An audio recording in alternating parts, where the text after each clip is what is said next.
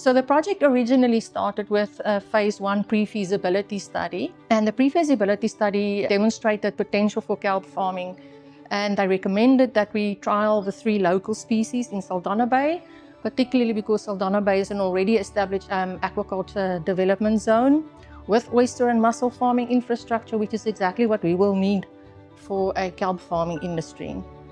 Currently, we're busy with phase 2 feasibility study, and the objective is to investigate the methods that would be used to establish a sustainable farming of Eclonia maxima, Laminaria pallida, and Macrocystis pyrifera, particularly because those species are typical of the West Coast. The exciting part of this project is that we are collaborating with various different role players locally, industry, academia, government, ourselves and other government entities, as well as having the support and the collaboration with the UK. It's part of our broader collaboration with the government, in particular with the Department for Fisheries, Forestry and the Environment. We work with them on a number of issues. The reason we're so excited about kelp is just because of the role that kelp does play in a whole host of climate benefits and health benefits, supporting the local aquaculture industry, supporting job creation and livelihoods. And that's also a big focus for us here in terms of creating economic growth opportunities. So it's both about the kelp, but it's also about the bigger picture.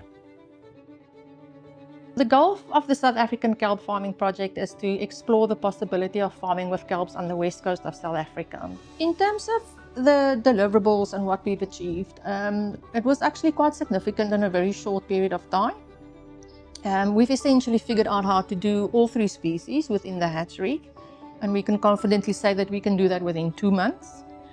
And then at grow-out, we have trialed different structures, and we feel that vertical droppers would be most effective, but still we need to do further research, which is why we need a pilot study, because the trick is not just to know how to do it, but also to do it with a profit. What we're hoping to achieve is a number of things. We're hoping to stimulate local industry in places like Saldanha.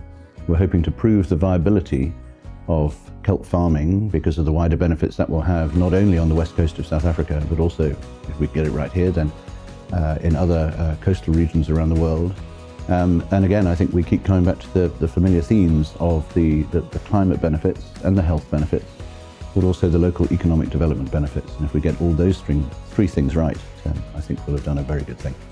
Well, BASASA is a non-profit voluntary association. Mussel and oyster farming being what it is, we use much of the same hardware and infrastructure and know-how when we have crews that do things out at sea. Kelp farming could tie in with, for example, mussel farming, in that it provides another crop for the mussel farm. Phase 1 and Phase 2 to date has been funded by UK International Development via the FCDO, supported by DFFE, but implemented by the Bivalve Shellfish Farmers Association of South Africa. I think the really important thing here is that we are bringing together those 3 different groups, the private sector, the governments on both sides, and also academia and the science and the research that goes into this. Because actually only by those 3 parties working together can we really maximize the benefits of the research that we're doing and the benefits that will flow from it in terms of job creation, as well as the wider climate and health benefits. South Africa has a huge diversity of natural resources, and the Kelp project is a perfect example of sustainable utilization of our natural resources. The research results and evidence generated from the South African kelp farming project will be made available to all interested parties, including the aquaculture industry, the public and local communities. Ultimately, it's laying the foundation to develop a successful, sustainable kelp farming industry in South Africa.